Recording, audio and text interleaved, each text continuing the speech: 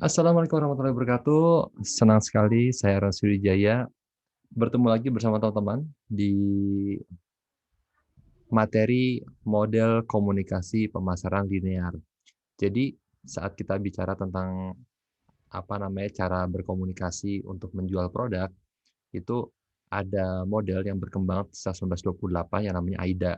Jadi ini eee, prinsipnya sih mengenalkan bagaimana cara kita mengenalkan sebuah produk, tahap-tahapannya hingga orang mau beli.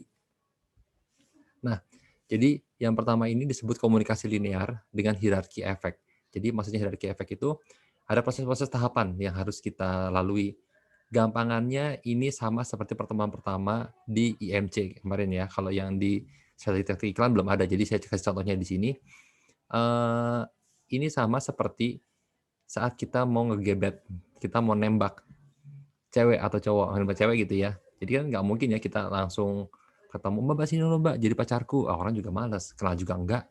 Nah, makanya kan ada tahap kenalan dulu, habis kenalan PDKT dulu, habis PDKT ngedate dulu, habis ngedate baru tembak. Nah, kansnya akan lebih gede. Hal ini yang kita pelajari. Jadi, analogi pemrosesan informasi yang didapat atau yang berjalan itu seperti gini, otak kita dianalogikan seperti komputer. Komputer itu kan kalau mau dioperasionalkan, itu kan bertahap ya. Dari mulai kalau pakai desktop gitu, nyalakan dulu komputernya. Selesai dinyalakan, kemudian kita buka program. Klik programnya, kemudian buka filenya, atau buka file, new, terus kemudian kita mulai ngetik, di-save, akhirnya selesai. Ada tahapan-tahapan alur informasi yang masuk ke otak kita. Nah, tahapan-tahapan alur komunikasi linear ini berdasarkan teori hierarki efek yang dikembangkan, ini pengembangannya ya, oleh Barry Howard tahun 1990. Sebelumnya Steiner dan Levitt tahun 1961, dan juga terakhir dikembangkan lagi oleh Rochester et al. Tahun 1991. Model komunikasi seperti ini, tahap pertama itu adalah awareness, atau ada yang ngomong juga attention. Jadi tahap pertamanya adalah komunikasi yang tujuannya tuh biar orang aware, sadar, oh ada brand ya yang namanya UMY, oh ada brand yang namanya Polygon, atau ada beberapa buku mendefinisikan ini sebagai attention atau perhatian. Jadi orang jadi memperhatikan ini, oh ada brand yang namanya ini ya. Fase ini sih gampangnya kenalan. Fase kedua, nah ini menariknya nih, ada konsumen yang baru kenal di fase kedua, tapi ada juga yang sudah berjalan ke tahap berikutnya, yaitu interest, suka. Jadi tahap ini tuh biasanya konsumen akan butuh informasi lebih dalam, lebih banyak, dan jumlahnya nggak sebanyak yang aware tadi, yang pertama. Jadi kan misalnya nih, ini produknya adalah pembalut gitu ya, begitu ditayangkan di televisi, ya ini analoginya adalah media-media konvensional teman-teman ya, jadi jangan jangan kalian membayangkan ini media internet yang interaktif, enggak, ini media-media satu arah, TV, koran, radio. Bayangkan saat iklan pembalut muncul di televisi, otomatis target audiens akan terbagi dua, yang cowok-cowok, "Ah, aku nggak butuh," yang cewek-cewek akan lihat ini. Dan terutama cewek-cewek yang belum menopause ya, terus dia akan memperhatikan iklan ini, informasinya biasanya sih, oh tahu dari TV, kemudian dia akan baca di koran, karena koran kan informasinya lebih dalam, atau di majalah gitu ya. Nah, tahap ketiga, itu masih ada konsumen yang di tahap satu aware, ada yang masuk ke tahap kedua di interest, ada yang udah masuk ke tahap ketiga, desire. Jadi, desire ini adalah tahap untuk menimbulkan hasrat, namanya desire atau hasrat ya. Biasanya, hasrat ini muncul saat ada relasi secara emosional. Nah, brand biasanya membuat event. Jadi gini teman-teman, saat teman-teman datang ke mall, di bagian lobi dasarnya itu kan biasanya ada pameran mobil, ada pameran motor, dan paling gampang itu ya orang bisa datang, oh ini toh, apa namanya, misalnya, eee, Honda ADV yang kemarin aku lihat billboard-nya nih di perapatan Dongkelan. Terus, oh iya, ini yang kemarin aku lihat di majalah nih informasinya, informasi spesifikasinya, misalnya bagasinya bisa muat 1 helm, lampunya LED, terus rodanya 2, terus apa, dia itu irit. Itu informasi yang dapat di koran. Nah, di Sayer ini saatnya dia, oh dia lihat langsung fisiknya, dia pegang motornya, dia pegang, dia hitung jumlah bannya, dia coba nyalakan motornya, nyalakan lampunya, wah dia seterang ini tuh warnanya putih. Terus kemudian dia coba buka joknya, masukkan helm di situ, oh ya ternyata bener ya di helmnya bisa masuk di helm full face yang bisa masuk ke bagasi. Terus suspensinya empuk misalnya, dia akan coba test drive. Nah, di sini saat dia sudah membuktikan pesan, membuktikan informasi yang dia dapat, akan muncul relasi secara emosional antara brand dengan konsumennya. Itu namanya desire, hasrat akan muncul untuk memiliki. Nah, biasanya saat teman-teman sudah test drive, itu sales tidak akan membiarkan kalian pergi begitu saja. Dia pasti akan mepet, terus langsung nyodorin brosur. Monggo Mas, Mbak, ini dia cicilan untuk yang 3 tahun, yang 4 tahun, atau yang 5 tahun.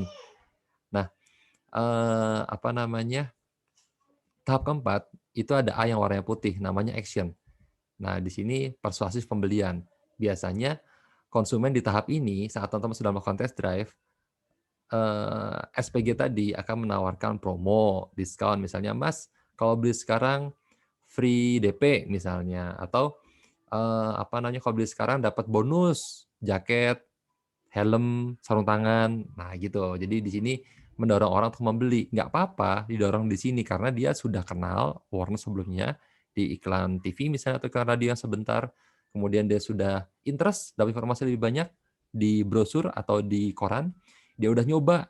Nah, baru kita tembak untuk membeli. Kan orang untuk tertarik membeli itu lebih gede. Walaupun mungkin dia nggak beli bisa jadi, karena produk motor, mobil itu kan belinya nggak kayak beli kacang goreng ya. Nah, tapi kan berbeda saat teman-teman ini menjual produknya yang low involvement. Low involvement itu berarti yang nggak butuh, apa namanya, keterlibatan untuk menggali informasi sebelum membelinya. Biasanya produk-produk yang harganya murah. Misalnya teman-teman jual Yakult gitu ya, begitu desire-nya di sini adalah teman-teman coba bikin, apa, menyediakan Yakult itu dalam bentuk cup-cup kecil, terus setelah "Silakan ibu, bapak coba." Kalian cobain di depan Carrefour, kalau Bapak berminat silahkan ambil Yakultnya di, apa namanya, di rak, kemudian sekarang lagi ada promo nih, beli satu gratis satu, jadi dapat 2. Nah, orang akan, "Oke deh, Yakult murah ini kok, harga nggak sampai 10.000." Dia akan mungkin akan membeli. Nah, ini ya, persepsi pembelian. Dan, apa namanya, tadi ini nih yang disebut hierarki. Hierarki ini tuh prosesnya berurutan. Aware dulu, interest, desire, action. Nah, AIDA model ini sebetulnya pertama kali dikembangkan oleh Strong pada tahun 1925. Jadi tahapannya begini yang dia bayangkan, orang tidak sadar adanya brand. Orang nggak tahu misalnya nih ya, Yakult mengeluarkan produk baru nih, pasta gigi merek Yakult. Orang nggak tahu, orang yang taunya Yakult itu adalah, apa namanya, yogurt. Tapi dia ngeluarin pasta gigi Yakult, orang nggak tahu, belum kenal kan, makanya ada awareness. Bikin orang-orang itu aware, sadar, perhatian, attention, bahwa ada pasta gigi mereknya Yakult. Terus kemudian tahap kedua nih, interest. Orang pasti tanya-tanya kan, ini, apa namanya, Yakult mengeluarkan pasta gigi apakah dia kaya dengan mikroba? Waduh, jadinya serem dong, nanti giginya tambah kotor. Nah, orang yang penasaran akan nyari informasi lebih lanjut. Dia tuh kandungannya apa, membandingkan sama Pepsodent bagusan mana, sama Close Up wangi mana. Nah, biasanya di sini orang akan cari informasi. Nah, biasanya kalau di media konvensional, itu koran atau brosur yang media cetak itu kan informasi bisa banyak nih, biasanya interest. Terus kemudian desire, nah di sini nih pas lagi di supermarket gitu ya, nanti dia menyediakan booth yang isinya ada wastafelnya, kemudian, orang-orang diminta untuk gosok gigi di situ. Jadi dikasih pasta gigi sama sikat gigi, orang silakan gosok gigi loh pakai pakai Yakult, gimana rasanya? Monggo. Nah, akhirnya kemudian setelah dia mau cabut dikasih nih, "Mbak, kasih tahu nih kalau sekarang Yakult ada promonya." Nah, di sini baru deh orang beli. Tahapannya seperti itu. Nah, menariknya, ini ada prasyarat yang harus dilakukan secara bertahap. Ini logika-logika media konvensional ya. Jangan sekali-kali, jangan tadi aku disclaimer lagi, Jangan bayangkan ini di media digital, karena itu beda banget. Ini beda konvensional dulu, kita belajar dari awal. Nah, prasyarat ini merupakan probabilitas gabungan. Jadi maksudnya gini, waduh sih nggak ada. Oh jadi gini, probabilitas gabungan itu orang-orang yang semakin banyak dia melalui tahapnya, maka semakin kemungkinan membeli semakin besar. Nah, tapi ada kritik juga yang dimunculkan oleh para peneliti. Mereka prosesnya kan gini, brand, media, kemudian target audience. Nah, target audience itu sebetulnya saling berinteraksi ya. Jadi gini deh, tadi kayak untuk pasta gigi itu kan biasanya disasar ibu-ibu ya, karena ibu-ibu yang lebih banyak belanja bulanan. Dan ibu-ibu ini kan begitu dia keluar, ada tukang sayur lewat, dia kemudian berkerumun di situ, terus ngobrol sama tukang sayur. Nah, apa namanya, mereka kan ngobrol satu sama lain. Nah, ini yang diabaikan oleh teori ini, karena tadi akan sangat mungkin begitu ibu tadi aware, oh ada sikat gigi mereknya Yakult nih, tapi dia terus tukang sayur lewat, terus kemudian dia belanja sayur di situ. Nah, apa namanya, ibu-ibu ini akan ngomong, "Emang enak ya Yakult? Udah Pepsodent aja deh, Bu." Nah, semakin banyak orang yang mempengaruhi, kemungkinan dia udah deh nggak jadi berminat sama Yakultnya. Nah, jadi, ada kritik isolasi sosial, jadi, eee, proses, apa namanya, alur AIDA ini, itu mengabaikan interaksi antar target audience. Mereka menganggap target audience itu tidak berinteraksi satu sama lain. Gini ya, jadi pertama proses sosial dalam konsumsi iklan diabaikan. Terus yang kedua, hanya terjadi pada produk high involvement. Jadi gini, untuk produk-produk, jadi produk itu ada dua nih, keterlibatan tinggi, high involvement, dan keterlibatan rendah, low involvement. Keterlibatannya ada keterlibatan dalam mencari informasi. Biasanya yang keterlibatan tinggi itu produknya yang dianggap mahal. Misalnya nih mau beli rumah, beli mobil, itu kan biasanya teman-teman, atau beli laptop gitu ya, atau beli handphone. Biasanya kan teman-teman akan mencari informasi lebih dalam tentang produk tersebut. Nah, karena teman-teman nggak mau rugi, nggak mau salah beli. Tapi akan berbeda nih kalau teman-teman mau beli Indomie misalnya, tapi pas di depan Indomaret ada poster gede, apa namanya, promo Alhamdulillah mie dari UMY, beli satu gratis satu. Wah ini kayaknya lebih murah nih, ya udah aku coba beli deh, toh harganya cuma 2.500 ini kok, salah pun nggak apa-apa. Dari 500 dapat 2. Kalau misalnya nggak enak, ya udah beli lagi Indomie lagi dari 500. Apa namanya, risikonya rendah, makanya disebut low involvement. Keterlibatan orang mencari informasi tentang Alhamdulillah mie karena harganya murah, itu nggak banyak. Nah ini yang dikritik dari proses AIDA ini hanya terjadi pada produk-produk yang harganya mahal, harga murah orang nggak malas nyari informasi lebih dalam. Toh juga risikonya nggak banyak kok. Terus kemudian ini adalah pengembangan dari teori AIDA, melihat kritik-kritik yang muncul, kemudian dikembangkan lagi, memasukkan lagi unsur emosional di sini. Jadi di sini motivasi aneh dan juga tidak rasional, think, feel, do. Jadi sebenarnya sih ini basicnya dari psikologi ya. Think, kognitif, feel, affektif, dan juga ada do, konatif. Nah, kognitif ini daya tariknya rasional, kemudian ada feel, daya tarik emosional, dan konatif itu tindakan.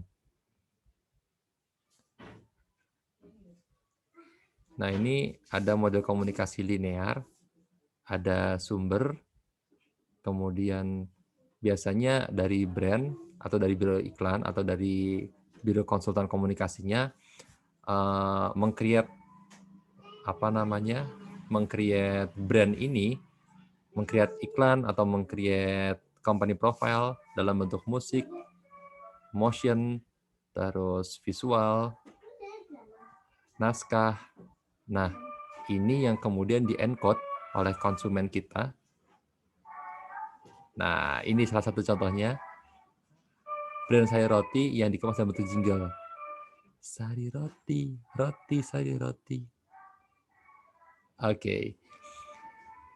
Nah, kemudian itu yang ditangkap oleh encode yang aku dengarkan. Encode itu adalah proses penangkapan ini ya, menangkap pesannya. Jadi tadi sumbernya Sari Roti, Decoding, dikemas dalam bentuk musik, jingle, kemudian saya dengarkan, di-encode sebagai target audience. Nah, ini ada noise-nya nih. Noise-nya tadi misalnya ada anak-anakku yang lagi ngelap ngelap jendela di luar, ikutan nyanyi juga. Nah, tapi proses coding ini bisa diterapkan di semua skenario komunikasi pemasaran. Jadi musik, jingle di strategi PR bisa, di strategi iklan bisa, mau di sales promotion bisa, promotion selling bisa, event juga bisa. Nah, ini adalah keterbatasan model komunikasi linear. Masalahnya adalah pesan dan makna. Pesan yang disampaikan itu kadang-kadang dimaknai berbeda oleh target audience. Ini yang jadi masalah. Jadi gini kondisinya teman-teman. Nah, ini ya berisiko salah tafsir ya.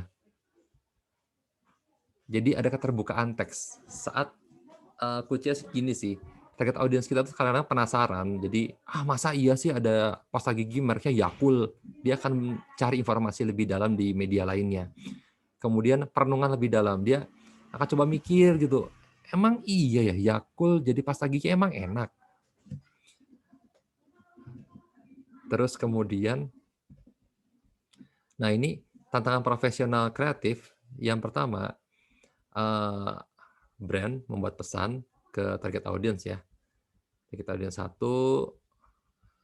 2, dan kemudian yang ketiga, keempat.